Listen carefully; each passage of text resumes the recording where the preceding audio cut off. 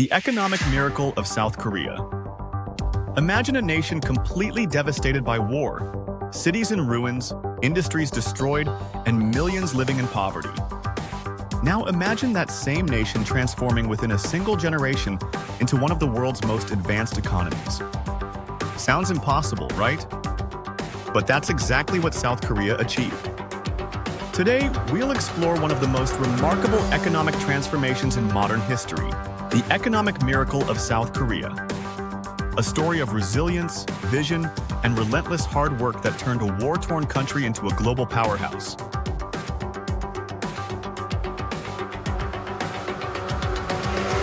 The beginning, from ashes to ambition. In the early 1960s, South Korea was one of the poorest nations on Earth. The Korean War had left the peninsula in ruins. Infrastructure was destroyed, industrial output was almost non-existent, and the country relied heavily on foreign aid just to survive. In 1960, the average South Korean earned around 80 per year, about the same as many developing nations in Africa at the time. But beneath the hardship, there was determination. The people of South Korea refused to accept poverty as their destiny. When General Park Chung-hee came to power in the early 1960s, he introduced bold, long-term economic reforms. His vision was clear: industrialize fast, export aggressively, and modernize every sector of society. 1. Government-led reforms and industrialization. The South Korean government didn't wait for growth to happen. It created it. Through a series of 5-year economic plans, the government prioritized industries like steel, shipbuilding, chemicals, and electronics. These weren't random choices. Each was strategically selected to build a strong manufacturing base and reduce reliance on imports. Massive investments were made in infrastructure, roads, ports, and power plants. The goal was to lay the foundation for rapid industrial expansion.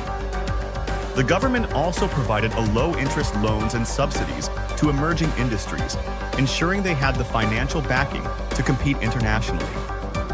But what really set South Korea apart was the government's close collaboration with private companies, which brings us to the next point.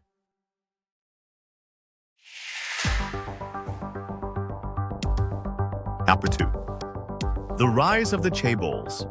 South Korea's growth story can't be told without mentioning the chaebols, the large family-run conglomerates that became the engine of the economy.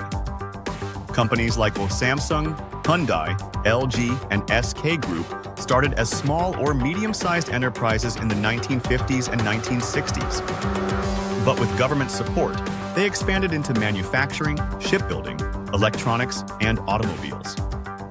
The relationship between the government and these corporations was unique, a blend of cooperation and pressure. The government offered loans and export incentives, but in return it demanded results: innovation, efficiency, and global competitiveness. By the 1970s and 1980s, these companies had grown into international giants. They weren't just making products, they were setting new global standards in technology and design. Today, these chaebols are recognized worldwide and are key contributors to South Korea's GDP.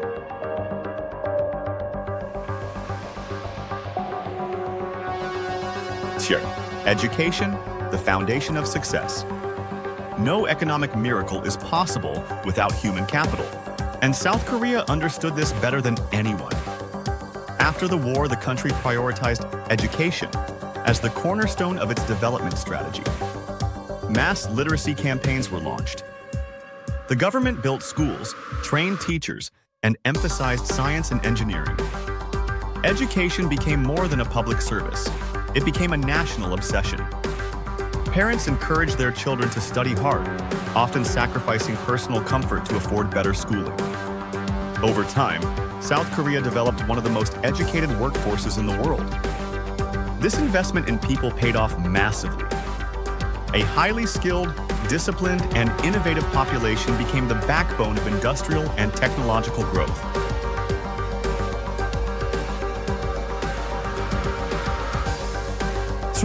Export-led growth and global integration. South Korea adopted a bold philosophy: export or perish. Instead of focusing only on local markets, the government pushed industries to compete globally. This export-oriented strategy forced companies to improve quality, adopt technology, and constantly innovate. By the 1980s, South Korea was exporting cars, ships, and electronics worldwide. Its products began competing directly with Japanese and Western brands. To facilitate this, South Korea joined major international trade organizations and signed global trade agreements. Foreign investors began to take notice. As a result, South Korea's currency, infrastructure, and industrial base strengthened rapidly.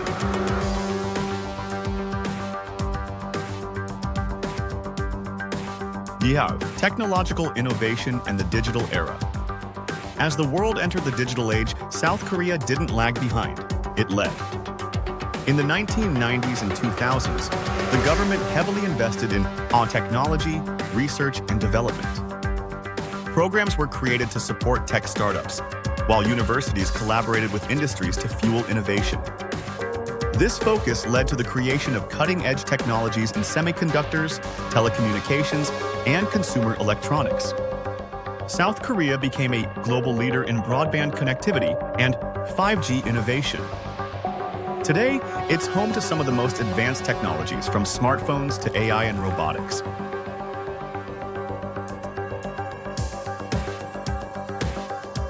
Chaebols' cultural power, the soft economic force. Beyond factories and exports, South Korea built another powerful economic engine: culture. The rise of K-pop, Korean dramas, films, and fashion. Collectively known as the K wave or Hallyu, became a multi-billion-dollar industry.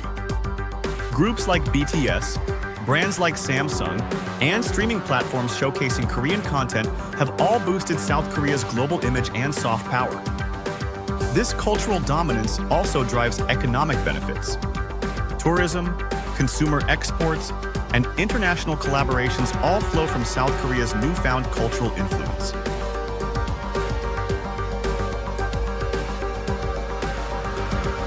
Number 7. Overcoming crises and reinvention. No growth story is without setbacks. In the late 1990s, South Korea faced the Asian financial crisis, which nearly collapsed its economy. Many companies went bankrupt, unemployment soared, and the country needed a massive bailout from the International Monetary Fund, IMF. But instead of collapsing, South Korea reinvented itself again. It embraced transparency, restructured corporations, and reformed its banking system. This crisis made the country even stronger, more competitive, efficient, and globally resilient.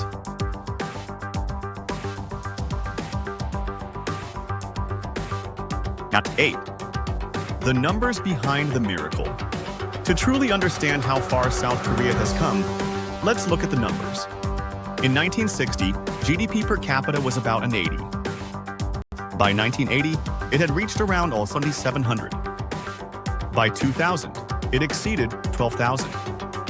By 2020, it soared to over the $31,000 per person. Today, South Korea ranks among the top 10 largest economies in the world, with a thriving middle class, cutting-edge cities, and a global reputation for excellence.